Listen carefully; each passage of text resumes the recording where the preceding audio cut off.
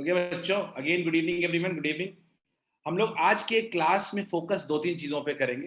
पहला होमवर्क का डिस्कशन होगा और दूसरा हम लोग टाइप्स ऑफ फोर्सेस देखेंगे। किसी ने सब लोग अपना हैंड रेज नीचे कर ले ताकि मुझे पता चल सके कि अगर किसी को कोई डाउट है तो वो पूछ सके।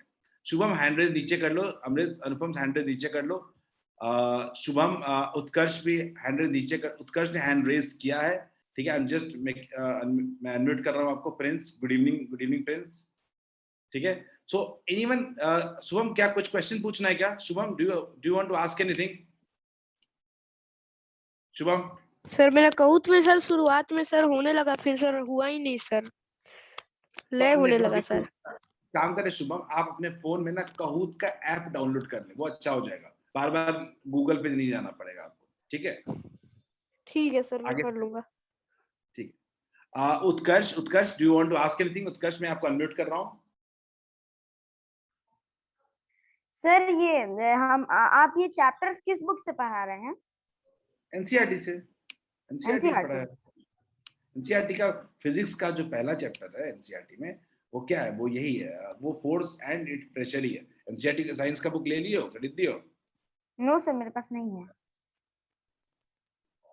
ओके, एक बार बुक खरीद लो, उसमें आपको force and pressure first physics का चैप्टर में।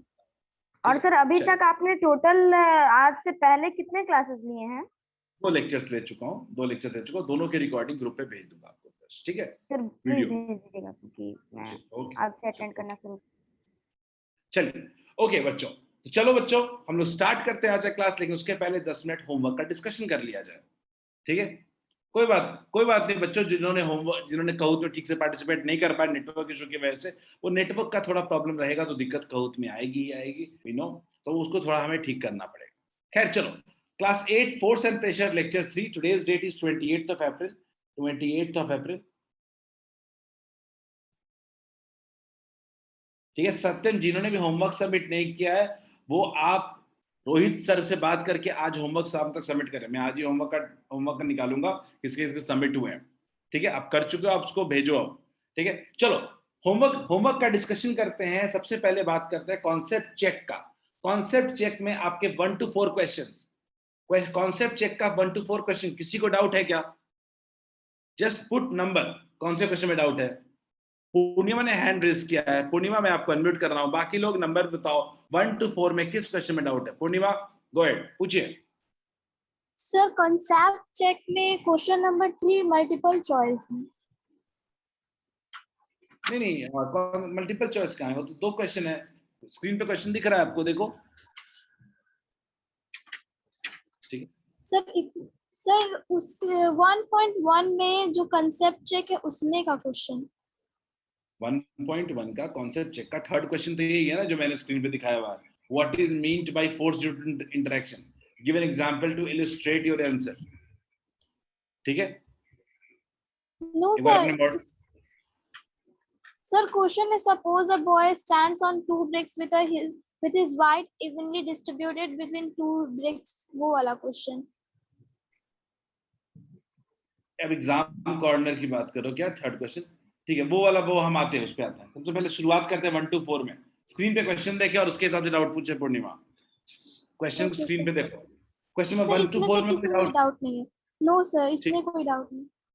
ठीक, चलिए 1 to 4 में, अच्छा ये एग्जाम कॉर्नर है, सॉरी मेरी गलती। तो ये एग्जाम कॉर्नर है, ठीक है। एग्जाम कॉर्नर में 1 to 3 में आर्यन ने थर्ड क्वेश्चन पूछा है।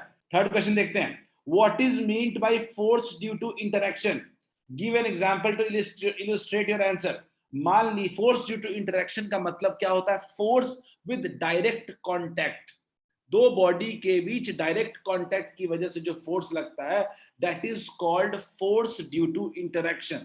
क्लियर है? अगर आप एक बॉडी को मान लीजिए कि आप पुश कर रहे हैं, तो ये क्या होगा? फोर्स ड्यू टू इंटरेक्शन होगा। क्या? Force due to interaction. Is it clear? क्या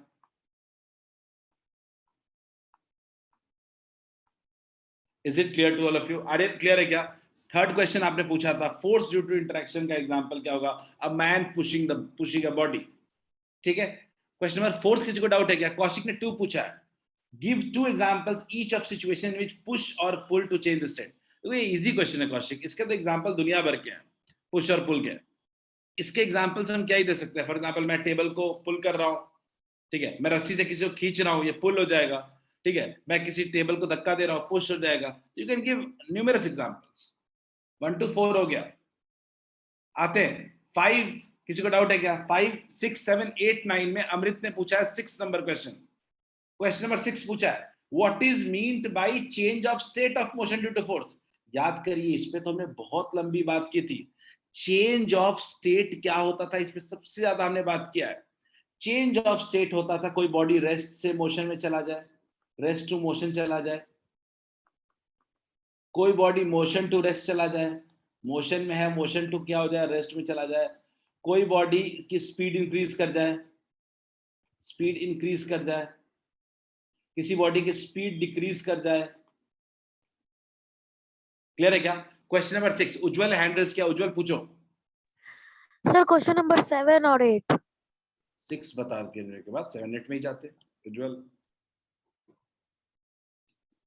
क्वेश्चन नंबर 6 के बाद क्वेश्चन नंबर 7, 8 के बारे में बताते हैं। रेयान ने पूछा है, sir what do you mean by stationary. Stationary का मतलब होता है एट रेस्ट। रेयान, स्टेशनरी का मतलब होता है एट रेस्ट। चलिए क्वेश्चन नंबर 7 की बात करते हैं। क्वेश्चन नंबर 7 पूछा है शुभम ने पूछा है और उज्जवल ने भी पूछा है। 2 persons are applying forces on 2 opposite sides of cart। एक कार्ट है जिसको 2 लोग ऑपोजिट साइड से फोर्स लगा रहे हैं। The cart still moves with same speed in the same direction। इसका मतलब है कि कार्ट जो है वो सेम स्पीड से मूव कर रहा है। याद रखिएगा, अगर सेम स्पीड से मूव कर रहा है, इसका मतलब कि स्टेट ऑफ मोशन चेंज नहीं हो रहा है। State of motion do not changes, state of motion do not change. अगर कोई बॉडी सेम स्पीड से मूव कर रहा है, इसका मतलब है कि स्टेट ऑफ मोशन उसका चेंज नहीं हो रहा है। अनुपम बता रहा हूं, स्टेट ऑफ मोशन उसका चेंज नहीं हो रहा है, इसका मतलब उस पे बैलेंस्ड फोर्स लग रहा है। क्लियर है क्या? इस पे बैलेंस्ड फोर्स लगेगा। Is it clear to all of you? 7th question की बात कर रहा हूं कि अगर बैलेंस्ड फोर्स लग रहा है, इसका मतलब दोनों फोर्स का मैग्नीट्यूड क्या है? सेम है। बोथ फोर्सेस, क्या कह सकते हैं? Both forces are of same magnitude, कह सकते हैं।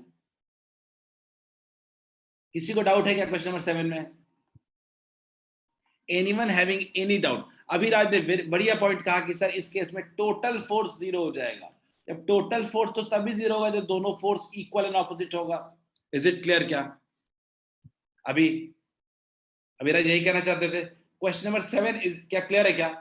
2 फोर्सेस लग रहे हैं इक्वल मैग्नीट्यूड का ऑपोजिट डायरेक्शन में, तभी कहेंगे कि वो वहां पे क्या लग रहा है? बैलेंस्ड फोर्स लग रहा है। अनुपम आपने हैंड रेज किया है, मैं अनम्यूट कर रहा हूं, पूछिए।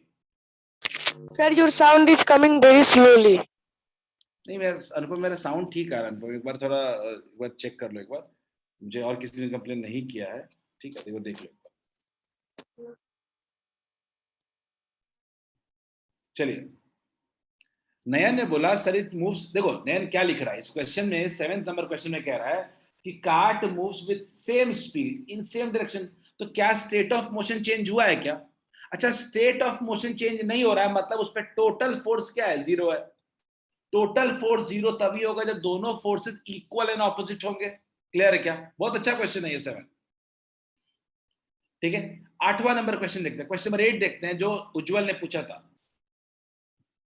While hitting a stopped football changes its direction। सिद्धि ये कहाँ कभी आया? ये तो ठीक है, बिल्कुल कह सकते हो 8 में बिल्कुल चेंज होगा। क्वेश्चन नंबर 8 देखते हैं, किकिंग ऑफ फुटबॉल कह सकते हैं। क्वेश्चन नंबर 8 देखते हैं, give one example where force moves a stationary object. आपने जो एग्जांपल दिया है यार, ये बिल्कुल सही है। एक फुटबॉल को किक कर दिया, रेस्ट पे था, मोशन में ला दिया, सही है। स्टेशनरी ऑब्जेक्ट को हमने मूव करा दिया, एग्जाम्पल बहुत बढ़िया, फुटबॉल को किक कर दिया, ठीक है। दूसरा कि एक फोर्स के वजह से मूविंग ऑब्जेक्ट को रोक दिया, एग्जाम्पल क्या हो सकता है? गाड़ी में ब्रेक लगाना, क्या कह सकते हैं? क्या brakes applied to brakes applied. दूसरा कैचिंग ए बॉल, कह सकते हैं क्या इसका example? Catching a ball. Catching a ball कह सकते हैं क्या? वो भी तो क्या करता है, मूविंग बॉडी को रोकता है। Is it clear to all of you? Siddhi, catching a ball भी हो सकता है। उज्जवल क्लियर है क्या? उज्जवल और उज्जवल, अमृत ने पूछा था, उज्जवल 7-8 क्लियर है क्या? शुभम का 9th पूछा हुआ था, ठीक है। उज्जवल सागर क्लियर है क्या? 8th question. Fruit fall from the tree, ये भी हो सकता है सत्यम, वेरी गुड, लेकिन वो स्टेशनरी टू, वो रेस्ट से स्टेशनरी वाला होगा, सॉरी रेस्ट से मोशन वाला होगा उज्जवल, ठीक है। क्वेश्चन नंबर 9 देखते हैं सब लोग, let's see question number 9। You must have seen a chapati maker in kitchen, किसी आपने रोटी बनाने वाले को देखा होगा। हाँ उज्जवल, 9th पहले बताया था। Chapati maker is in a machine which converts ball of dough into chapati, what effect force plays in, क्या करता है, अभी अभी पढ़ा है हमने कऊत में, ये फोर्स क्या करता है चपाती के साथ? चपाती को मोशन में ला देता है, रेस्ट में ला देता है, क्या करता है, डायरेक्शन चेंज कर देता है। वेरी गुड पूर्णिमा। पूर्णिमा ने कहा है कि sir changes shape, changes shape, सही बात है क्या? ये हमारे छोटे जो कन्वर्ट्स बॉल ऑफ डॉग, ठीक है, आटे का जो लोई होता है, लई होता है, उसको ये रोटी में कन्वर्ट कर देता है। तो क्या करता है, शेप को चेंज कर देता है। क्लियर है क्या? चलो क्वेश्चन नंबर 10 देखते हैं। क्वेश्चन नंबर 10 देखते हैं। Tug of war in a game in which two teams play pull a rope in opposite direction. Tug of war किसको कहते हैं? दोनों तरफ से रस्सी से खींचने को टग ऑफ वॉर कहते हैं, ठीक है। All members of either team try to pull a rope in their direction, दोनों चाहते हैं कि अपने तरफ से रस्सी को खींचे, ठीक है। Sometimes the rope simply does not move, कभी कभी रोप मूव नहीं करता। अच्छा, कह रहे हैं कि दोनों तरफ से रोप को खींच रहे हैं, लेकिन रोप क्या है, रेस्ट का रेस्ट में ही है। इसका मतलब क्या हम नहीं कह सकते हैं कि बैलेंस फोर्स है, क्योंकि स्टेट ऑफ मोशन चेंज नहीं कर रहा है? बोलिए, क्या हम इस केस में कह सकते हैं कि ये बैलेंस फोर्स है? वह रस्सी दोनों खींच रहे हैं, रस्सी खींच नहीं रहा है, तो क्या हम नहीं कह सकते हैं कि ये बैलेंस फोर्स है? और अगर ये बैलेंस्ड फोर्स है तो इसका मतलब कि दोनों तरफ इक्वल एंड ऑपोजिट फोर्स से खींच रहे हैं हम लोग। बोलिए, बोलिए उत्कर्ष, कह सकते हैं क्या कि we are applying equal and opposite force from both sides?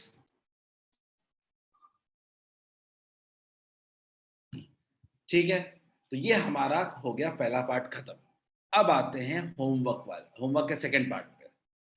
Again, क्या ये क्वेश्चन नंबर 1 क्लियर था क्या? बोलिए, क्या ये क्वेश्चन नंबर 1 क्लियर था क्या? 1 में देख लो, सिंपल सवाल था, बॉल कैच कर रहा है, बॉल कैच कर रहा है, स्टेट ऑफ मोशन चेंज होगा, बिल्कुल सही है, यस होगा, यस होगा, लेकिन शेप में कोई चेंज नहीं हो रहा है, ठीक है। हाँ शुभम, लेट्स वेट, फर्स्ट तो कर ले पहले, मैं देख चुका हूं 2, ठीक है। सीवियर एक्सीडेंट ऑफ 2 कार्स, ठीक है, ऑब्वियसली शेप भी चेंज हो जाएगा, दोनों का थोबड़ा कहते हैं उसको, जो चेंज हो जाएगा, और change in state of motion तो एक्चुअली होगा ही। एक अगला है चाइल्ड पुशिंग अ ट्री। भाई चाइल्ड ट्री को पुश करेगा तो कुछ होगा क्या? स्टेट ऑफ मोशन से कुछ चेंज होगा क्या? अब मान लो आप बहुत मजबूत हो, आप पेड़ को हिला दो तो बात अलग है, ठीक है। स्क्वीजिंग एन ऑइंटमेंट ट्यूब, इसमें चलिए स्टेट ऑफ मोशन में तो कोई चेंज नहीं होगा, इसमें शेप में चेंज हो जाता है। ट्यूब से कोई, मान लो कि आप टूथपेस्ट निकाल रहे हो, तो मोशन में तो नहीं आता, लेकिन मोशन में थोड़े वो आ जाता है, लेकिन बस इतना होगा कि शेप उसका चेंज हो जाएगा, है ना। ठीक है, इन्होंने कहा क्वेश्चन नंबर 10 देखना है। क्वेश्चन नंबर 10 क्यों देखना है? 10 तो देख चुके हो ना अभी। अमृत, हु इज दिस? उज्जवल, अभी ने कहा है वैलिड पॉइंट का कि सर टूथपेस्ट तो पहले रेस्ट पे था, लेकिन फिर तो मोशन में आ गया है ना। अभी ऐसा नहीं है, टूथपेस्ट रेस्ट पे था, चलो आपने बाहर निकाला तो टूथपेस्ट बाहर आकर के क्या हो गया, रेस्ट पे ही रह गया ना।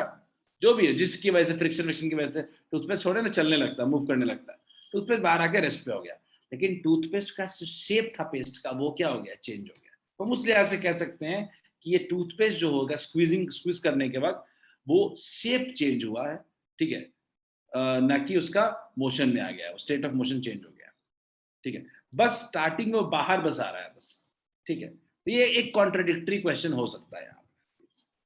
ठीक, चलो क्वेश्चन नंबर 2 की तरफ आते हैं। बिल्कुल अभिराज, बिल्कुल सही बात, थोड़ी देर के लिए स्टेट ऑफ मोशन चेंज हुआ है, ठीक है। Let's see question number 2 and 3। 2 में डाउट है क्या? 2 में डाउट है काफी लोगों को। लेट्स सी, देखते हैं। You know that force comes into play due to interaction of two bodies. बिल्कुल सही है, दो बॉडीज इंटरेक्ट करते हैं, फोर्स लगता है। Is it possible that two bodies are not in direct contact with each other but still exerting some force on each other? ये example बड़ा सिंपल पूछा गया है।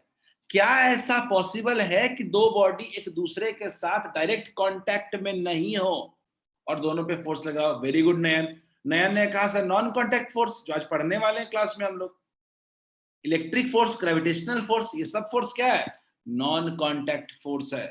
इसीलिए कहते हैं हम लोग कि इसका एग्जांपल क्या ले सकते हैं? Non contact forces. क्लियर है क्या? शुभम क्लियर है क्या? शुभम क्लियर है? आपने पूछा था। चलिए आगे बढ़ते हैं। Question number 4, the last question homework का देखते हैं। चलो जल्दी बताओ। Which of the following change appreciably when a batsman hit a moving cricket ball? क्या चेंज करता है?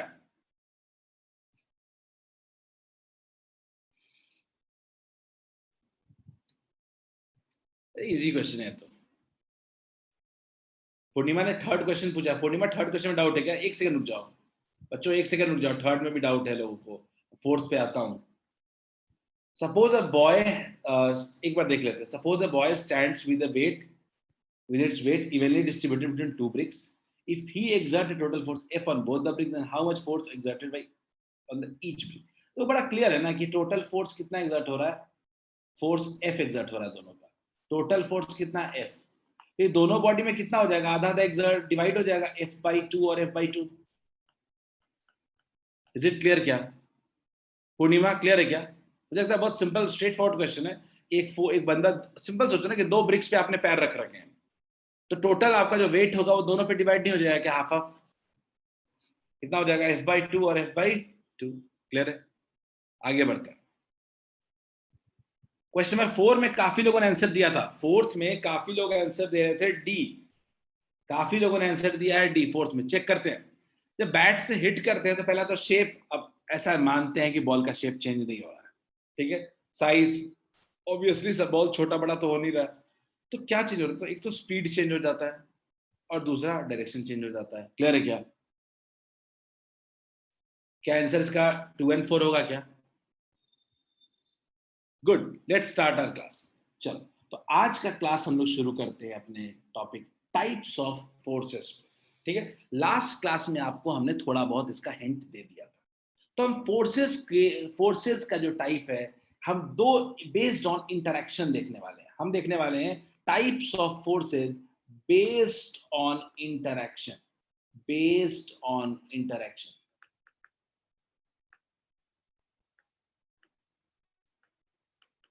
बेस्ड ऑन इंटरेक्शन देखने वाले, ठीक है। टाइप्स ऑफ फोर्सेस में दो ब्रॉड टाइप्स होते हैं। पहला होता है कांटेक्ट फोर्स और दूसरा होता है नॉन कांटेक्ट फोर्स। ये दो ब्रॉड कैटेगरीज हैं कांटेक्ट फोर्सेस के। हम लोग क्या करेंगे, ऑर्डर में सब कुछ पढ़ेंगे। पहले कांटेक्ट पढ़ेंगे, फिर नॉन कांटेक्ट फोर्स पढ़ने ही पड़ेंगे। तो शुरू करते हैं हम लोग आज की क्लास कांटेक्ट फोर्सेस से। कांटेक्ट फोर्सेस क्या होता है? क्या सबने कॉपी में कांटेक्ट फोर्स लिख रखा है क्या? जल्दी देखो तो एवरीवन, क्या कॉपी में कांटेक्ट फोर्स लिख रखा है क्या? सीधी कोशिश करें, नोट्स इकट्ठा होना चाहिए। उसके लिए होमवर्क आपको अलग लिखना पड़ेगा और डिवाइड कॉपी इनटू 2 पार्ट्स, ठीक है। तो कांटेक्ट फोर्सेस आपने नहीं लिखे हैं। Let's write contact forces. पहले कांटेक्ट फोर्स समझने की कोशिश करते हैं। तो ये कांटेक्ट फोर्स क्या होता है? तो force that act on a body either directly or through a medium are called contact forces. Example क्या है? Muscular force and frictional force, ठीक है। बिल्कुल सही है रब, बिल्कुल सही है। कांटेक्ट फोर्स का मतलब, फोर्स अगर सिंपल वर्ड्स में समझना हो इसका मतलब, तो लिख सकते हैं हम लोग force by direct contact. Force by direct contact. Just a second, force by direct contact. Force by direct contact. Force by direct contact. Clear है? उसको कहते हैं हम लोग कॉन्टैक्ट फोर्सेस। सब लोग के पास स्क्रीन पे डेफिनेशन लिखा हुआ है, एवरीवन राइट इट डाउन। सब लोग डेफिनेशन लिखें,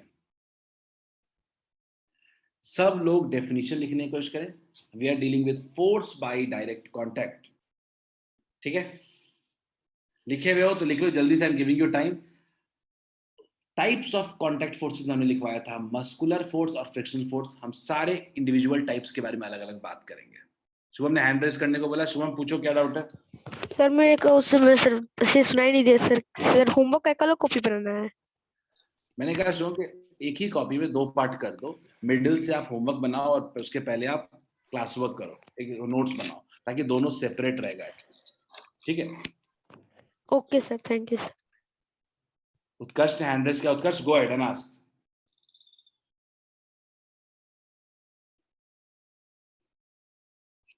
चलिए तो लेट्स कंटिन्यू। पहले हमने बोला है सब लोग कॉन्टैक्ट फोर्सेस का डेफिनेशन लिखें। कॉन्टैक्ट फोर्स का डेफिनेशन लिखते हैं सब लोग। हमने आपको पहले ही लिखवा भी चुके हैं, काफी लोग लिख भी चुके हैं काफी लोग, और जिन लोगों ने नहीं लिखा उसको जल्दी से लिखें। हमने बात किया था कॉन्टैक्ट फोर्सेस के बारे में कि वैसे फोर्स जो डायरेक्ट कॉन्टैक्ट की वजह से लगता है। उत्कर्ष पूछ लो, कुछ पूछना है तो। सर जो आपने पहले 2 बार जो आपने बताया 2 लेक्चर्स में फोर्स के बारे में, सर उसका नोट्स चाहे वो पूरा वीडियो मैंने नहीं पढ़ा है, तो सर उसके लिए मैं क्या करूंगा? मैं आपको बाद में बता दूंगा क्लास के एंड में, ठीक है? अभी आप क्लास करें, पहले अभी क्लास करें। अभी कुछ नहीं, अभी तो क्लास, अभी तो लेट्स कंटिन्यू विद क्लास, ठीक है? तो सबसे पहले क्लास करते हैं, एंड में मैं आपको बता दूंगा क्या करने की जरूरत है, ठीक है? चलो तो लेट्स कंटिन्यू। तो हमने बात किया कॉन्टैक्ट फोर्सेस के बारे में। सब लोग साथ साथ नोट्स बनाते चलेंगे। कॉन्टैक्ट फोर्स क्या है? Force that act on a body either directly or through a medium are called contact force. Example क्या होता है? मस्कुलर फोर्स और एंड फ्रिक्शनल फोर्स। तो अब चलो सबसे पहले बात करते हैं हम लोग मस्कुलर फोर्स की। सबसे पहले हम लोग बात करने वाले हैं, पहला टाइप ऑफ कॉन्टैक्ट फोर्स है मस्कुलर फोर्स। समझते हैं क्या क्या होता है मस्कुलर फोर्स? मुझे लगता है कि मस्कुलर फोर्स सब लोग समझते हो। मान लो कि मैंने ये, मान लीजिए डंबल है, मान लीजिए डंबल है, मैंने ये डंबल को उठाया, तो ये क्या है? एक तरीके का, ये एक तरीके का मस्कुलर फोर्स है, जहां हमारे मसल्स के वर्क हो रहे हो, जहां हमारा मसल्स से हम कुछ काम कर रहे हो। मान लीजिए कि ये टेबल मेरे सामने रखा हुआ है, मैंने इसको पुश किया, तो ये भी क्या है? एक मस्कुलर फोर्स है। मान लीजिए कि मैंने कि आप में से किसी एक को उठाया, तो ये भी क्या है? एक मस्कुलर फोर्स है। क्लियर है क्या? Is it clear? Muscular force समझ में आया क्या? तो मस्कुलर फोर्स का डेफिनेशन लिखते हैं, force due to action of muscles is called muscular force. Clear है क्या? Force due to action of, सब लोग अब यहां से शुरू करें मस्कुलर फोर्स से, जिनका पीछे का कुछ छूटा हुआ है वो लास्ट में लिख लेंगे, ठीक है? यहां से लिखते हैं मस्कुलर फोर्स है अमृत, ठीक है? Force due to action of muscles is called muscular force. Clear है? अब आगे देखते हैं क्या लिखा हुआ है। वी से force resulting because of action of muscle is called muscular force. ये भी एक लिख सकते हैं, ये भी एक और डेफिनेशन पॉसिबल है, ठीक है? ये भी एक और डेफिनेशन लिख सकते हैं। Muscular force is only applied after interaction with object. मुझे आप बताओ, क्या ऐसा हो सकता है कि मैं दूर बैठूं और मन में सोचता रहूं कि मैं इसको धक्का दे रहा हूं, टेबल को धक्का लग जाएगा क्या? नहीं, कांटेक्ट करना पड़ेगा। मस्कुलर फोर्स बिना कांटेक्ट का नहीं लग सकता है, बशर्ते आप नॉर्मल इंसान हो। अगर आप सुपरमैन हो जो हाथ से सीधे यही से लगाओगे, आयरन मैन हो अगर आप हाथ सीधे लगाओगे और सामने वाली चीजें हिलने लगे, वो अलग बात है। हम नॉर्मल लोगों की बात कर रहे हैं। तो हमारा मस्कुलर फोर्स कांटेक्ट फोर्स लगता है।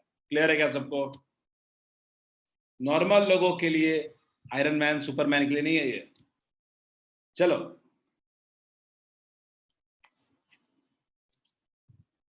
सब लोग मस्कुलर फोर्स का डेफिनेशन लिखे, फिर खूब सारे एग्जांपल्स करेंगे हम लोग, ठीक है? सब लोग मस्कुलर फोर्स पहले लिखे, फिर मैं हम लोग एग्जांपल्स के साथ प्ले करेंगे। हम लोग हर टाइप ऑफ फोर्स पढ़ेंगे, उसके बाद एग्जांपल्स आप लोगों से पूछूंगा मैं। Everyone note it down properly. सब लोग इसको प्रॉपर्ली नोट डाउन कर लें।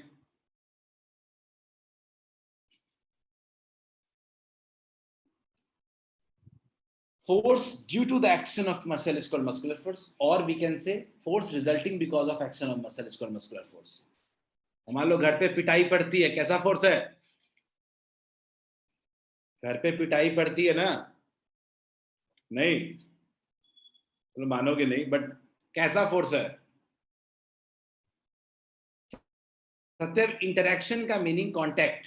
सत्य, इंटरेक्शन का मीनिंग ना कांटेक्ट कर सकते हो यार। अरे ठीक है, नैतिक ने बताया बड़े जल्दी में मस्कुलर फोर्स, नैतिक एक्सपीरियंस है फिर तो। ठीक है, अपरमय ने भी कहा कांटेक्ट फोर्स। तो घर में जो पिटाई पड़ती है वो कांटेक्ट मस्कुलर फोर्स है, चलो मान लिया। और एग्जांपल बताओ। सिद्धि ने कहा प्लेइंग बास्केटबॉल। प्लेइंग बास्केटबॉल मत बोलो सिद्धि, थ्रोइंग बास्केटबॉल बोलो, ज्यादा बेटर रहेगा। एक एक्शन बताओ, प्लेइंग तो बहुत जनरल चीज हो गई। ठीक है, सत्यम ने बोला पुशिंग ए कार। चलो, मैं आप लोगों से 5 एग्जांपल लूंगा मस्कुलर फोर्स का, आप बताओ। मुझे पहला अच्छा मिल गया, pushing a car. Pushing a car, थोड़ा इंटरेस्टिंग दो कुछ। चलो अब देखते हैं मेरे पास कितने हैं। सब लोग मस्कुलर फोर्सेस के एग्जांपल देंगे, आप लोगों में से मैं 5 लोगों का एग्जांपल चूज करूंगा जो दिमाग में आता है। ठीक है, I have got Shubham playing cricket. Lifting object, चलो ये भी मान लिया, लिफ्टिंग ऑब्जेक्ट। लिफ्टिंग ऑब्जेक्ट भी ले लिया। ठीक है, थ्रोइंग ए बॉल भी कह सकते हो, थ्रोइंग ए बॉल भी कह सकते हो उज्जवल, थ्रोइंग ए बॉल भी कह सकते हो, पर इतना इंटरेस्टिंग नहीं है। अपरमय ने कहा राइटिंग। अपरमय, राइटिंग सही बात है, ये भी मस्कुलर फोर्स है, राइटिंग। ठीक है, लिफ्टिंग वेट हो गया, प्लेइंग क्रिकेट हो गया, shooting a ball with bat भी हाँ कह सकते हो। ठीक है, मस्कुलर फोर्स में शूटिंग या हिटिंग विद बैट कह सकते हैं। हिटिंग एनीवन विद हैंड्स, ये सत्यम ने लाया है नया वाला। हिटिंग एनीवन विद हैंड्स, ये अपना एग्जांपल ले रहा है Satyam. Hitting anyone with hands, hitting anyone with hands. मैं आप लोगों के एग्जांपल ले रहा हूं मस्कुलर फोर्स के, देखता हूं आप लोग की इमेजिनेशंस क्या क्या है। Taking brick of head, taking bricks of head, अच्छा वो जो मजदूर उठा के लेके जाते हैं ब्रिक्स को, वो। Wet clay to pot, wet clay to pot, हाँ ये भी मस्कुलर फोर्स है। ठीक है, clay to pot, very good. Throwing garbage, slide the door, ठीक है, throwing garbage, hitting anyone with hand, hitting anyone, तो काफी हमारे बॉक्सिंग, फुटबॉल, काफी, ब्रशिंग, साइकिलिंग, बीटिंग फ्रेंड्स। चलो बस करो अब, बहुत हो गया। समझ गए कि सारे जितने बॉडी के जहां यूज हुए हैं सबको तुमने यूज कर लिया है। क्लीनिंग मिरर, कुछ कह रहा है क्लीनिंग रूम, क्लीनिंग टेबल, सारे क्लीनिंग वाला अलग अलग कर दिया आपने। तो ओवरऑल ये सारे मस्कुलर फोर्स हैं। कुछ एग्जांपल्स देखते हैं, लाइव एग्जांपल्स देखते हैं जो मैंने यहाँ पे चूज किया है। तो मैंने ये कौन सा लिया है, टेकिंग पुशअप्स, वो भी मस्कुलर है सत्यम। तो पहला मैंने लिखा है वेट लिफ्टिंग। मैंने पहला एग्जांपल, स्टैंडर्ड एग्जांपल लिया है, एग्जांपल में वेट लिफ्टिंग। वेट लिफ्टिंग जानते हो ना, एक्सपोर्ट्स होता है वेट लिफ्टिंग, ओलंपिक्स में एक्सपोर्ट होता है चीजों को लिफ्ट करना। ये सिद्धि ने देखो बोला hitting little brothers and sisters, ये तो बदमाशी वाली बात हो गई फिर तो। ये सिद्धि तो मतलब आप hitting with hands, hitting brothers and sisters, है ना। चलो आगे बढ़ते हैं। तो अब अगला, ये बंदा क्या कर रहा है, ये फुटबॉल खेल रहा है, तो प्लेइंग फुटबॉल। चलो आप लोगों ने भी बोला था प्लेइंग फुटबॉल।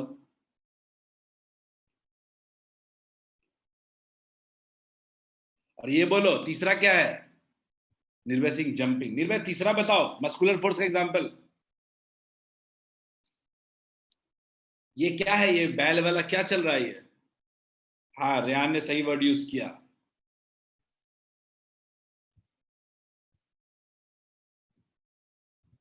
एक्चुअली आपने बहुत सही वर्ड किया, मैं तो इसको ना काउ वॉकिंग, उज्जवल कह रहा है काउ वॉकिंग। उज्जवल, काउ वॉकिंग क्या होता है? उज्जवल सेइंग काउ वॉकिंग, उज्जवल ने गाय को वॉक पे भेज दिया। चलो, मस्कुलर फोर्स क्लियर है सबको?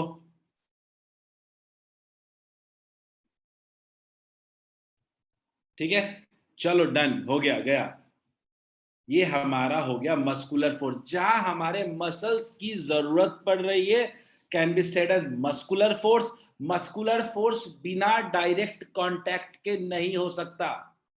ठीक है, आगे बढ़ते हैं। अगला टाइप ऑफ फोर्स, मुझे लगता है सब एग्जांपल में कुछ लिख लो, बस 2-3 एग्जांपल्स, और कुछ नहीं चाहिए अपने को। अगला देखते हैं, फ्रिक्शनल फोर्स। इसका पूरा चैप्टर अपने को पढ़ना है फ्रिक्शनल फोर्स का। हमें फ्रिक्शनल फोर्स पूरा चैप्टर अलग से पढ़ना है। तो देखते हैं, बताओ फ्रिक्शनल फोर्स क्या होगा। फ्रिक्शन नाम सुना है क्या लाइफ में कभी? फ्रिक्शन, फ्रिक्शन वर्ड सुन के पहले दिमाग में क्या आता है? फ्रिक्शन वर्ड सुन के दिमाग में पहली चीज क्या आती है? एनीवन?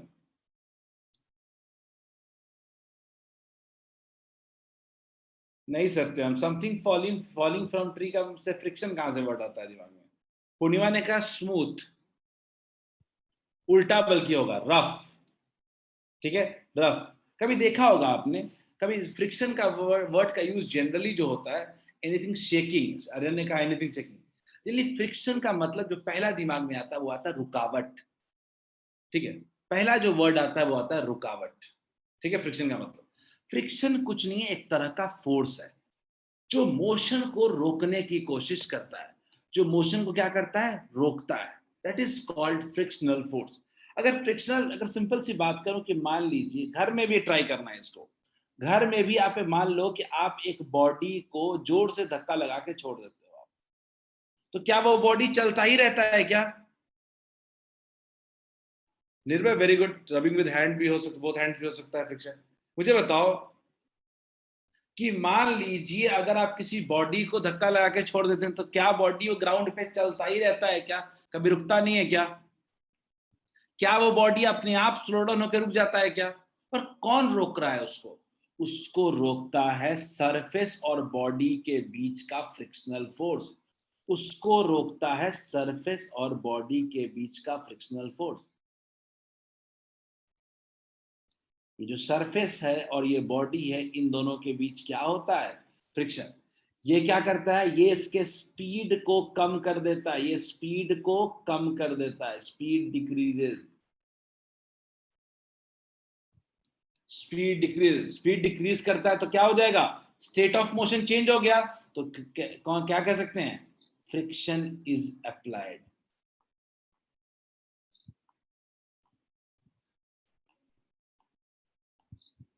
Is it clear? क्या मान लीजिए कि अगर बॉडी को ग्राउंड पे, नहीं Satyam, pushing a toy car friction नहीं है, टॉय कार का बाद में जाके स्लो होकर के रुक जाना एक फ्रिक्शन का एग्जांपल है, ठीक है। तो आप सिंपल सा फ्रिक्शन का मैं मतलब क्या समझाना चाह रहा हूं, सब समझो पहले, ठीक है। फ्रिक्शन इज अ फोर्स, पहले तो फ्रिक्शन क्या है? एक फोर्स है, इसके बारे में डिटेल में 8th में पढ़ना है अपने को। तो friction is a force that resist motion when surface of one object comes in contact with another object। ये कब लगता है? ये तब लगता है जब एक बॉडी दूसरे बॉडी के ऊपर स्लाइड करता है, उस वक्त दोनों के बीच का जो सरफेस का रफनेस होता है वो उसके मोशन को अपोज करता है, and that force is called frictional force. Is it clear to all of you? Is it clear to all of you? when one body slides over the other, ठीक है, one body slides over the other, then it opposes the motion between two bodies, that is called frictional force। मतलब ये motion को रोकेगा। कभी कभी घर में देखा है क्या, ऑयल गिर जाता है तो स्लिपरी हो जाता है क्या? बहुत, मैं एग्जांपल देता हूं इसके आपको, बोलो। कभी घर में ऑयल गिर जाता है तो क्या स्लिपरी हो जाता है क्या? ये ऑयल क्या करता है? ये फ्रिक्शन को कम कर देता है। अगर हमारे फ्लोर पे फ्रिक्शन नहीं रहेगा तो हम खड़े तक नहीं हो सकते हैं। We can't stand on floor until there is any friction. ये फ्रिक्शन ही हमें स्टेबल तरीके से चलने में हेल्प करता है। अगर ये फ्रिक्शन नहीं होगा, कभी देखा है वॉशरूम वगैरह में कभी फिसले हो? कभी नहाने की जगह पे कभी फिसले हो गया, ऑब्वियसली दांत वात भी टूटा होगा, एक दो दांत भी कम हो गया होगा। पर वहां पे क्या चेंज आता है? वहां पे पानी गिरने की वजह से फ्रिक्शन कम हो जाता है, ठीक है। एक एग्जांपल दिया है, स्कीज स्लाइडिंग अगेंस्ट स्नो, बिल्कुल सही है निर्भय, वो भी एग्जांपल फ्रिक्शन का है। तो सब जितने लोग के दांत टूटे हैं वो लोग याद भी कर रहे हैं अभी। आपके दांत को हमारी श्रद्धांजलि, ठीक है। दांत को अब जाके बाहर जमीन में गाड़ दें, ठीक है। चलिए, तो फ्रिक्शन फोर्स की हम बात कर रहे थे। तो कल ही टूटा अमृत का देखो याद ताजा हो गया। तो हम लोग बात कर रहे हैं फ्रिक्शन फोर्स की। फ्रिक्शन फोर्स बेसिकली क्या होता है? जब एक बॉडी दूसरे बॉडी पे स्लाइड करता है तो जो फोर्स लगता है that is called frictional force. ये बिना कांटेक्ट का नहीं लग सकता है। हवा में कोई बॉडी फेंकोगे थोड़े ना रुक जाएगा धीरे जा करके। क्योंकि फ्रिक्शन फोर्स हमेशा कांटेक्ट पे ही लगेगा। क्या सबको ये फ्रिक्शन फोर्स क्लियर है क्या? और क्लियर है तो सब लोग डेफिनेशन लिखें और ये फोटो बना लें। उत्कर्ष, आप जो स्केटिंग का एग्जांपल दे रहे हो, स्केटिंग में फ्रिक्शन का एक्चुअल यूज नहीं है जितना किसी बॉडी के स्लोइंग डाउन में, ठीक है? Sliding on a table, a coaster sliding on a table against a table, देखो हर जगह फ्रिक्शन लग रहा है। जहां भी एक बॉडी दूसरे बॉडी में स्लाइड कर रहा है फ्रिक्शन लगेगा। एक कार रोड पे चल रहा है फ्रिक्शन लगेगा, आप रोड पे चल रहे हैं फ्रिक्शन लगेगा। तो हर जगह जहां एक बॉडी दूसरे बॉडी के ऊपर मूव कर रहा है वहां पे फ्रिक्शन लगेगा ही लगेगा। सब लोग फ्रिक्शनल फोर्स का डेफिनेशन लिख लें। Everyone write down definition of frictional force.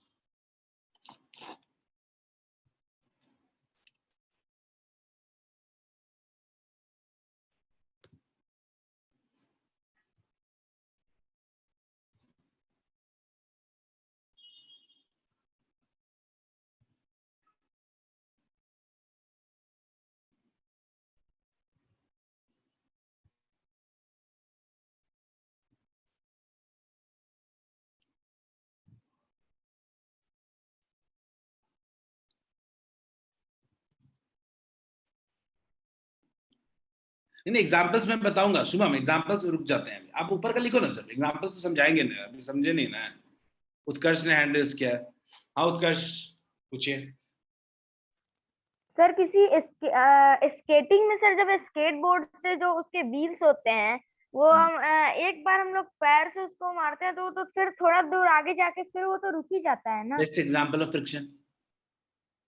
होना क्या चाहिए, एक बार आपने पैर मारा तो चलते रहना चाहिए, लेकिन फ्रिक्शन क्या होता है, उसको स्लो कर देता है। इसी वजह से आपको स्लो बार करके बार रोक पैर देता है। लगा मारना पड़ता है।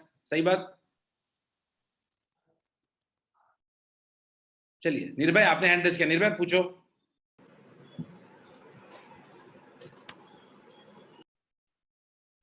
नहीं, चलो डन, लिख लिया। अब कुछ एग्जांपल्स पे भी बात कर लेते हैं, ठीक है? ज्यादा कुछ तो लिखना नहीं था।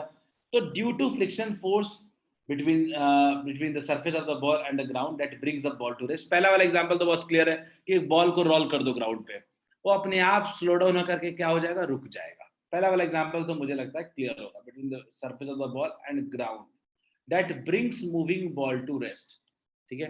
दूसरा देखते हैं, when we stop pedaling, अब साइकिल चला रहे हो मान लो और पेडल मारना बंद कर दिया आपने, पेडल मारना बंद कर दिया, ऐसा थोड़ा है कि चलते जाओगे। बोलो, चलते जाओगे क्या? साइकिल धीरे धीरे स्लो डाउन हो जाएगा, फाइनली साइकिल रुक जाएगा, ठीक है? तो ये क्यों होता है? कौन रोक रहा है आपको? आपको रोक रहा है फ्रिक्शन। क्लियर है क्या? आपको रोक रहा है फ्रिक्शन। क्लियर है? तो दो एग्जांपल्स दिए गए हैं, सब लोग अब एग्जांपल्स को भी लिख लिया, समझ गए हो तो।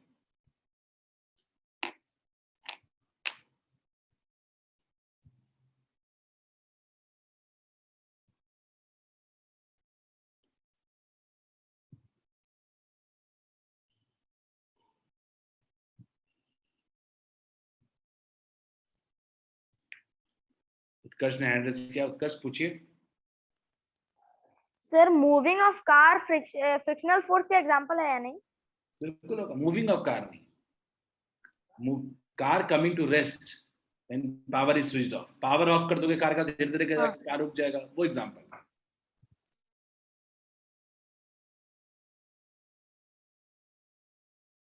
प्रिंस क्या लिखते हो प्रिंस?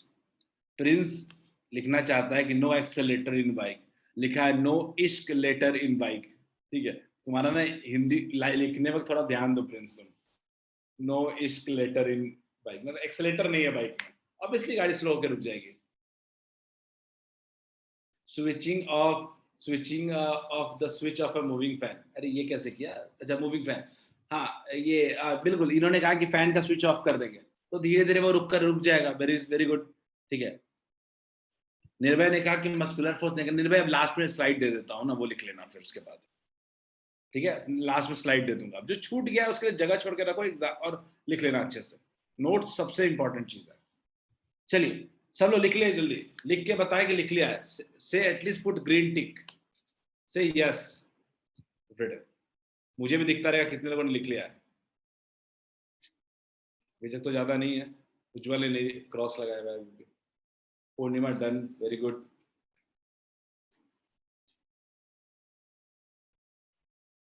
अभिराज ने लिखा, अनन्या, अनीश सिंह, इरम, आशीष, सिद्धिडन। चलो लास्ट 30 सेकंड रुक जाते हैं, फिर हम अपने तीसरे कांटेक्ट फोर्स की तरफ बढ़ेंगे, दैट इज मैकेनिकल फोर्स।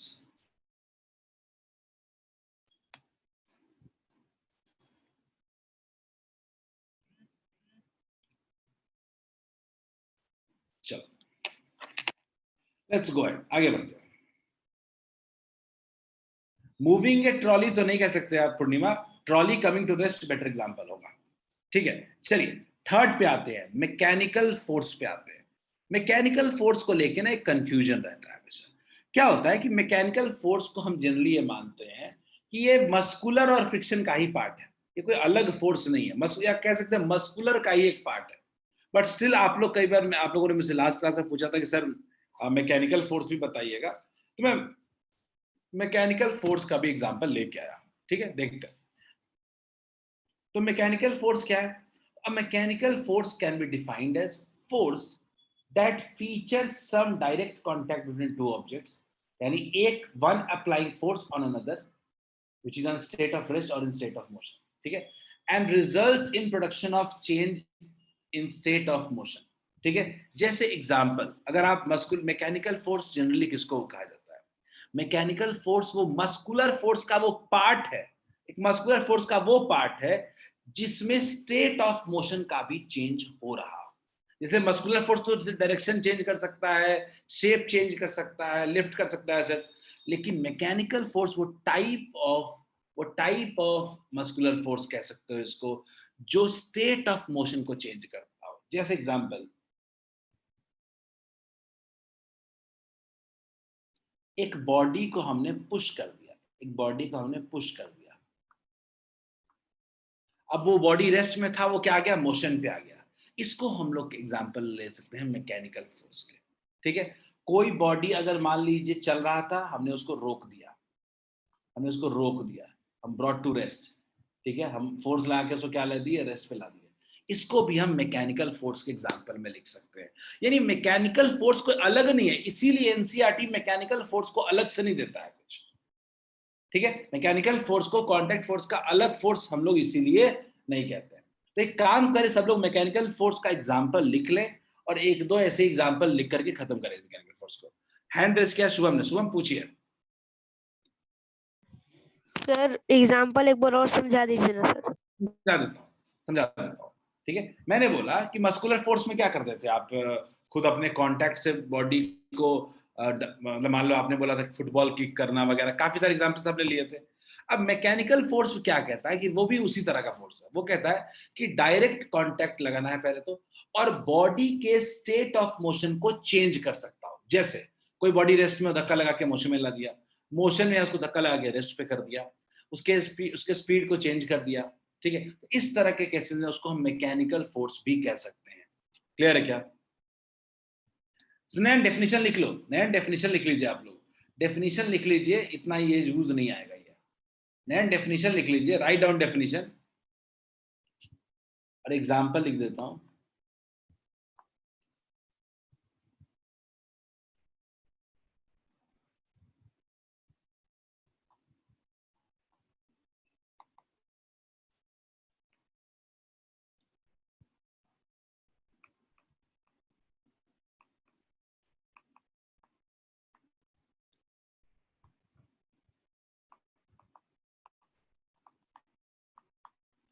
एक एग्जांपल दे रहा हूं बस, और इसको आगे बढ़ेंगे।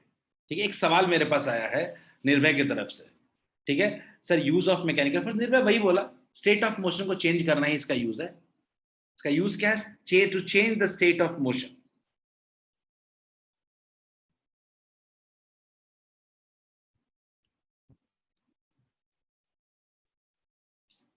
ये एक्चुअली एनसीईआरटी में नहीं दिया हुआ है, आप तीसरा लिख लो, क्योंकि आप कई बुक्स पढ़ते हो, वहां पे आपको ये मैकेनिकल फोर्स मिल जाता है। आई डोंट वांट कि आपको लगे कि कोई चीज आपको मिसिंग है, तो लिख लो इसको, mechanical force. Direct contact force है जो स्टेट ऑफ मोशन को चेंज करने की कोशिश करता है, और यहीं पे आपका कांटेक्ट फोर्स खत्म हो गया है। और अब हम बात करेंगे नॉन कांटेक्ट फोर्सेस की।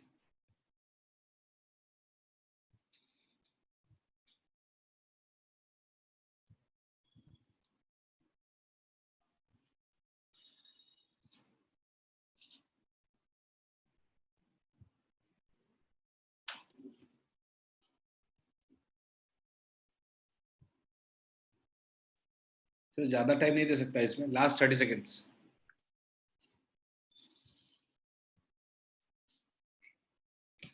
नहीं, ये सिद्धि यहाँ पे हमारा ना स्टेट ऑफ मोशन चेंज नहीं हो रहा है सिद्धि, we will not tell it to be determined to be a mechanical force.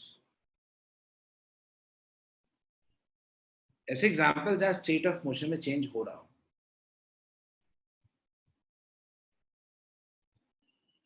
ठीक है, लेट्स गो अहेड, आगे बढ़ते हैं हम लोग, लेट्स मूव अहेड। और अब हम लोग अपने आज के इंपॉर्टेंट टॉपिक पे बढ़ते हैं। बिल्कुल होगा, बिल्कुल होगा भाई, मस्कुलर फोर्स के वो सारे जो एग्जाम्पल्स थे वो सब इसमें आ जाएंगे।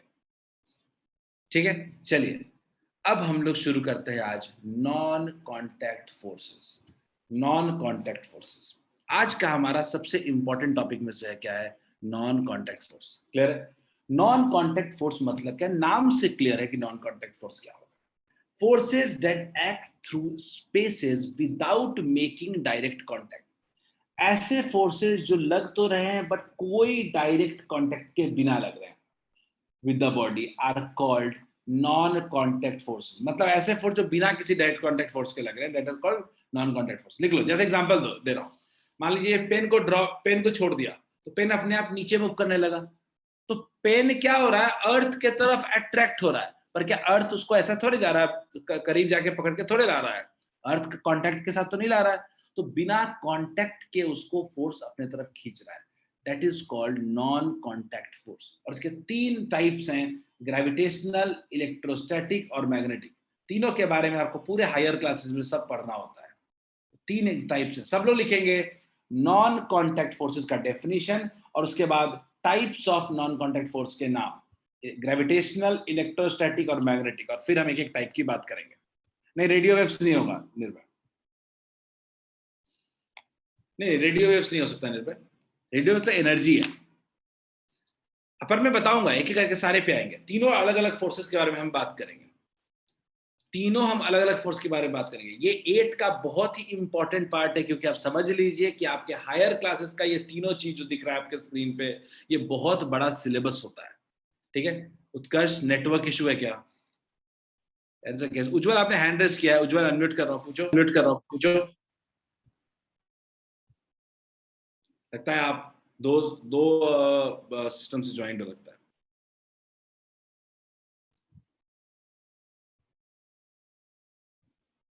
चलिए जल्दी, व्हाट वन रेज्ड हैंड, किसने हैंड रेस किया है? सब लोग जल्दी से लिखें इसको। उज्जवल आपने हैंड रेस किया है, do you want to ask anything? Siddhi ने पूछा है वैक्यूम क्लीनर। वैक्यूम क्लीनर भी एक तरीके का नॉन कॉन्टैक्ट फोर्स हम लोग कह सकते हैं।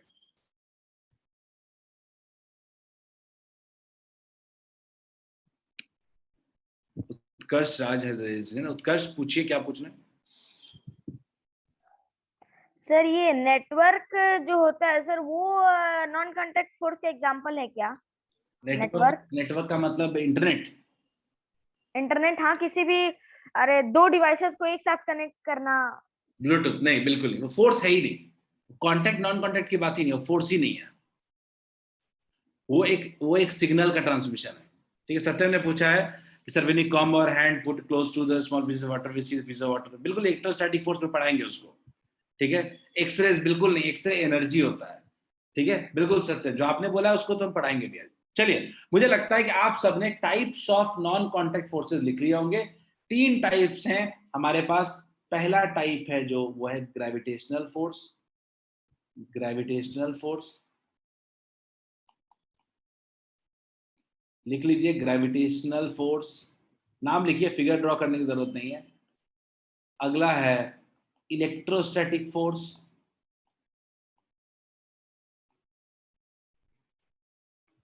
इलेक्ट्रोस्टैटिक फोर्स, और तीसरा है मैग्नेटिक फोर्स। Magnetic force. ठीक है, अभी राज ने बोला ऐसे ग्राउंड से टच होगा तो ग्रेविटेशनल फोर्स होगा क्या? अभी टच होगा, लेकिन वो टच होने की वजह से कॉन्टैक्ट, वो फोर्स नहीं लग रहा है। टच नहीं भी होगा तभी उतना ही फोर्स लगेगा। क्लियर है क्या? हेयर ड्रायर भी नॉन कॉन्टैक्ट फोर्स है। मैं उसका लेकिन उसमें हम लोग एयर के प्रेशर की वजह से लगाते, तो एक्चुअली फोर्स नहीं कह सकते उसको। ठीक है, चलिए आगे बढ़ते हैं। तो हम 3 broad types of non contact forces पढ़ते हैं। पहला है ग्रेविटेशनल फोर्स। ठीक है, ग्रेविटेशनल फोर्स के बारे में जब बात करते हो तो सबसे पहला जो ग्रेविटेशन को लेकर दिमाग में बात आती है वो क्या आती है कि जो हमारा अर्थ है, यह हमारा जो अर्थ अपना प्लेनेट है, अर्थ जो है वो किसी भी बॉडी को अपने तरफ अट्रैक्ट करता है, किसी भी बॉडी को अपने तरफ अट्रैक्ट करता है। और इसी के वजह से हम लोग क्या कह सकते हैं कि ये जो नॉन कॉन्टैक्ट फोर्स है अर्थ और किसी बॉडी के बीच में, इसको कहते हैं हम लोग gravitational force. Is it clear? क्या सब लोग ग्रेविटेशनल फोर्स के बारे में यही जानते हो क्या, कि अर्थ किसी भी बॉडी को अपने तरफ अट्रैक्ट करता है and this force is called gravitational force. ये आपका थॉट है अभी तक का ग्रेविटेशनल फोर्स को लेकर के। कुछ लोग कह रहे हैं sun attracts the earth, very good, sun attracts the earth. लेकिन मैं जो आज आपको ग्रेविटेशनल फोर्स के बारे में समझाना चाहता हूं वो बड़ी इंटरेस्टिंग चीज है। मैं आपको बताना चाहता हूं कि दुनिया के कोई भी दो बॉडी का मतलब आप और हम, ठीक है, कोई भी दो बॉडी हमेशा एक दूसरे को अट्रैक्ट करते हैं। ठीक है, और उनके बीच कौन सा फोर्स लगता है? ग्रेविटेशनल फोर्स लगता है। तो ग्रेविटेशनल फोर्स का अगर डेफिनेशन लिखना हो, नहीं आ रहे आदित्य, अभी बनाने की जरूरत नहीं है, तो सबसे पहले ग्रेविटेशनल फोर्स की का डेफिनेशन लिखने की कोशिश करते हैं।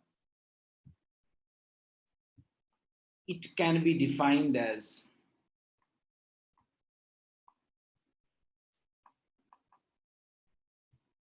as attractive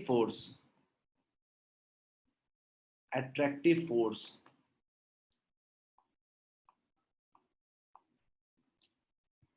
between any two objects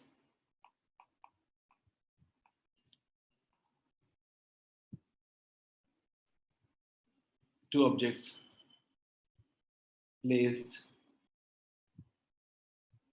nearby। तो आपके मन में एक बड़ा सवाल आ जाता है कि सर ये क्या, अभी तक तो हम ग्रेविटेशनल फोर्स पढ़ते थे कि अर्थ किसी बॉडी को अट्रैक्ट करता है, पर आप कहना चाहते हैं कि कोई भी दो बॉडी एक दूसरे को अट्रैक्ट कर सकता है। यहां पे मैं आपको क्लियर करना चाहता हूं कि याद रखिएगा ग्रेविटेशनल फोर्स जो होता है वो किसी भी दो बॉडी के बीच में लगता है, लेकिन ये ग्रेविटेशनल फोर्स बहुत ही वीक होता है किसी भी दो बॉडी के बीच में। ये स्ट्रांग होता है अर्थ और सन जैसे बड़े चीज ऑब्जेक्ट्स के बीच में। ठीक है, यानी ग्रेविटेशनल फोर्स हम पे भी लगता है लेकिन ये बहुत ही वीक होता है। तो ग्रेविटेशनल फोर्स के बारे में अगर और पढ़े हम लोग, अगर थोड़ा और जानते हैं, तो gravitational force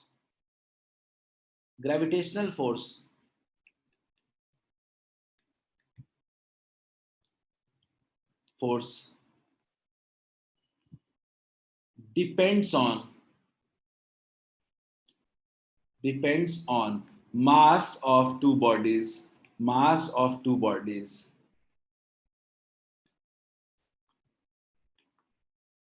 and distance between them। मैं आपके दिमाग में जो पहले बात डालना चाहता था वो ये था कि जो ग्रेविटेशनल फोर्स होता है वो खाली अर्थ और कोई बॉडी के बीच का नहीं होता है।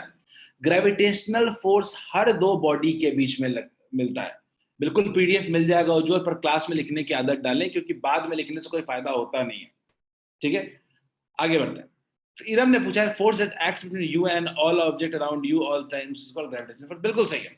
यानी अब से जो याद रखना है कि ग्रेविटेशनल फोर्स प्लैनेट वगैरह के बीच में लगने वाला फोर्स नहीं है।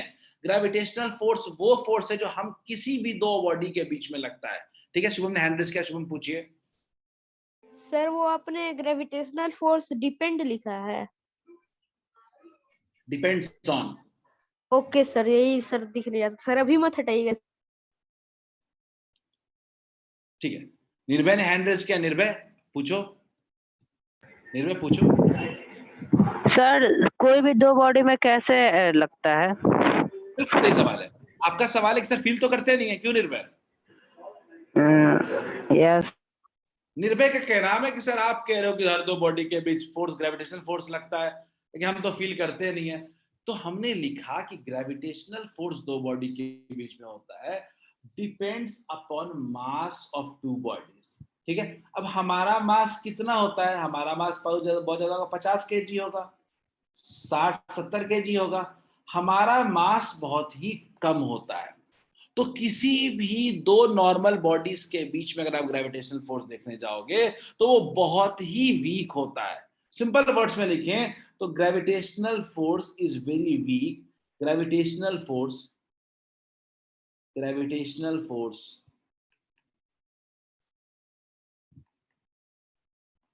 Gravitational force is very weak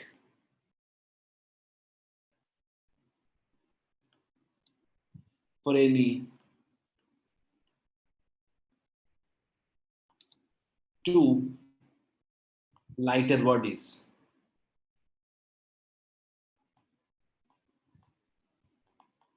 But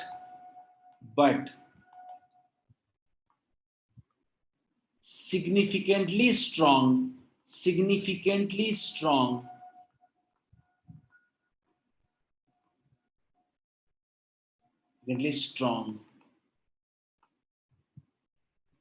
for heavenly bodies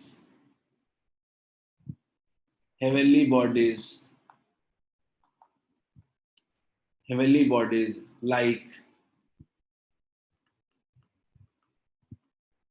planets,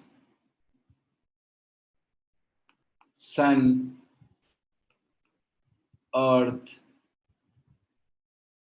moon, etc. Is this point clear to all of you? मतलब ग्रेविटेशनल फोर्स तो हर किसी दो बॉडी के बीच में लगता है, लेकिन ये बहुत ही वीक होता है और ये कंसिडरेबल सिर्फ और सिर्फ बड़े प्लैनेट्स वगैरह के बीच में ये मेजर इसको कर सकते हैं। उत्कर्ष हैंड रेज किया, पूछिए। सर अगर सन किसी भी दो प्लेनेट को अट्रैक्ट करता है अपनी तरफ थ्रू ग्रेविटेशनल फोर्स, जैसे अर्थ और जुपिटर हैं दो प्लेनेट जिनको सन अट्रैक्ट करता है, तो क्या अर्थ और जुपिटर एक दूसरे को अट्रैक्ट करेंगे? बिल्कुल बिल्कुल, वो वीक हो सकता है, वो फोर्स कम हो सकता है, लेकिन वो बिल्कुल अट्रैक्ट करेगा। हम तो आज के बाद आपको क्या कह रहे हैं कि मेरे पास एक फोन है, मेरे पास एक रिमोट है, दोनों हमेशा एक दूसरे को अट्रैक्ट करेगा, लेकिन वो वीक होगा, वो फोर्स स्ट्रांग नहीं होगा, वो फोर्स वीक होगा। हम ये कह सकते हैं। बोलिए, क्लियर है क्या? क्या सबको मेरी बात क्लियर है? देखो, अगर हम बॉडीज के बीच में ग्रेविटेशनल फोर्स स्ट्रांग हो जाए तो हम लोग सारे एक दूसरे के साथ ग्लू कर जाएंगे। अगर हम लोगों के बीच अगर ग्रेविटेशनल फोर्स स्ट्रांग हो जाएगा, हम लोग ग्लू कर जाएंगे। इस टॉपिक जो आप पढ़ रहे हो, इसका 9th में मैथमेटिकल फॉर्मूला भी पढ़ना है आपको, और पूरा का पूरा चैप्टर ही पढ़ना है ग्रेविटेशन। क्लियर है? नहीं सत्यम, दो मैग्नेट के बीच में जो फोर्स लगता है उसको मैग्नेटिक फोर्स कहते हैं। हाँ, लेकिन उनके पास मास है, इसके वजह से ग्रेविटेशनल फोर्स भी लगेगा। अब लेकिन हम लोग कौन से ग्रेविटेशनल फोर्स की ज्यादा बात करते हैं? तो हम लोग ज्यादा बात करते हैं अर्थ और किसी बॉडी के बीच में लगने वाले को। हम कहाँ ज्यादा बात करते हैं? हम बात करते हैं अर्थ और किसी बॉडी के बीच में लगने का। एक सबसे बढ़िया एग्जाम्पल ग्रेविटेशनल फोर्स का यही है कि सबसे बड़ा एग्जाम्पल क्या है? A body attracted towards the surface of earth, या apple falling from the tree. बिल्कुल सारा कुछ एक इकलौता फोर्स लग रहा होता है एस्ट्रॉइड्स वगैरह के बीच में, पर में वो है ग्रेविटेशनल फोर्स। क्लियर है? तो कुछ एग्जांपल्स की अगर कोई मुझे बोले कि सर ग्रेविटेशनल फोर्स का कुछ एग्जांपल्स बता दो, अगर एग्जांपल्स में सबसे बड़ा एग्जांपल क्या होता है? एन एप्पल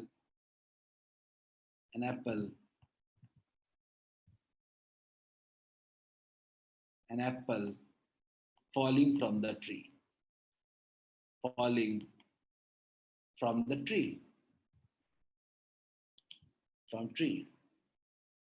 क्लियर है? An apple falling from tree. Clear है? आगे बढ़ते हैं, एक और एग्जांपल लेते हैं। कम से कम 10 to the power 20 kg के आसपास, कम से कम मास चाहिए 10 टू द पावर 15-20 kg के आसपास। अर्थ का मास पता है ना आपको? अर्थ का मास है 6 into 10 to the power 24 kg। बहुत बड़ा मास है अर्थ का, ठीक है? ठीक है, और अगर फोर्स निकालना है तो फोर्स का फॉर्मूला भी आपको याद रख सकते हो। उत्कर्ष पूछिए। सर जैसे ये जो ग्रेविटेशनल फोर्स होता है सर, वो आउटसाइड द अरे क्या बोलते हैं, हमारे द अर्थ के आउटसाइड में भी लगता है या फिर नहीं? बस मैं क्लियरली इसका आंसर देता हूँ, ठीक है? एक सवाल आया है उत्कर्ष का कि सर ग्रेविटेशनल फोर्स कब कब लगता है, फॉर एग्जांपल कि क्या हमारे एटमॉस्फेयर स्पेस में लगता है क्या? तो बड़ा सीधा हिसाब है कि ग्रेविटेशनल फोर्स जितना दूर जाओगे उतना वीक होता जाएगा।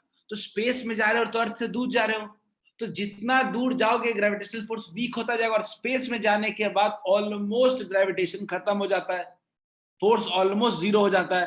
तो जैसे ही ग्रेविटेशन जीरो हुआ, आपका अर्थ की तरफ से पुल खत्म हो गया, तो आप क्या हो जाते हो? स्पेस में तैरने लगते हो। इसलिए एस्ट्रोनॉट्स क्या होते हैं? एस्ट्रोनॉट्स खड़े स्टैंड नहीं कर पाते हैं, बिकॉज स्पेस में कोई ग्रेविटी नहीं होती है। क्लियर है क्या? एक और एग्जांपल इसका देना चाहता हूं, इसका एक और एग्जांपल देता हूं। An apple falling from tree हो गया। एक और एग्जांपल हम दे सकते हैं, earth revolving around sun, earth revolving around sun, earth revolving around sun, around सन।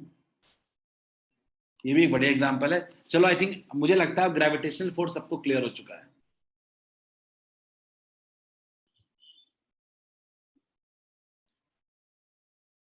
ठीक है, अब फिर लिख दूंगा मून रिवॉल्विंग अराउंड अर्थ, तो ज्यादा पॉइंट बनता नहीं है। ठीक है, एस्ट्रॉइड्स कमिंग टुवर्ड्स, बिल्कुल वो भी हो सकता है सत्यम, वो भी हो सकता है। There is only one reason, that is gravitational force, nothing else. सबको क्लियर है? सबको क्लियर है? तो आज हम लोग टाइड्स, बिल्कुल सही है, ग्रेविटेशनल फोर्स का और एग्जांपल क्या हो सकता है? हाई टाइड्स और लो टाइड्स, हाई टाइड्स और लो tides.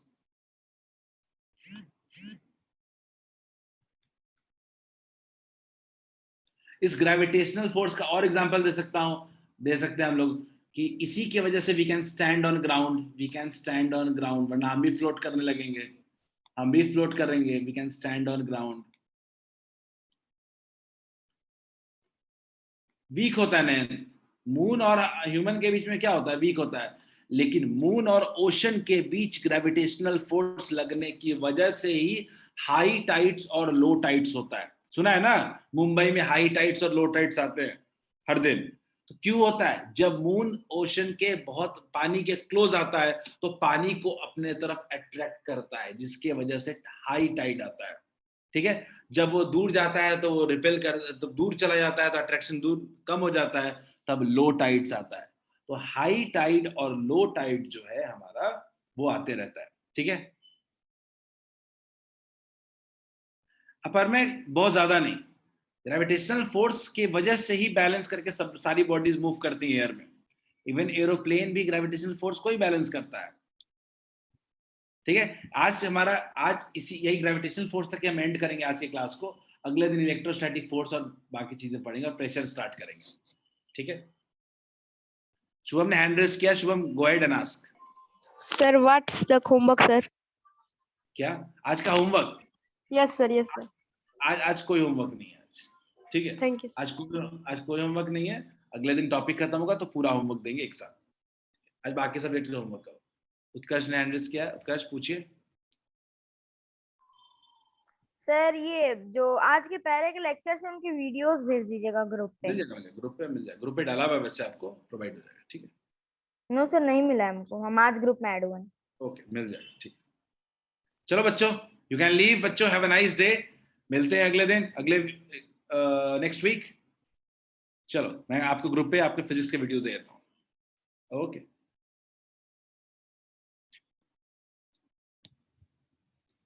Bye bye, have a nice day.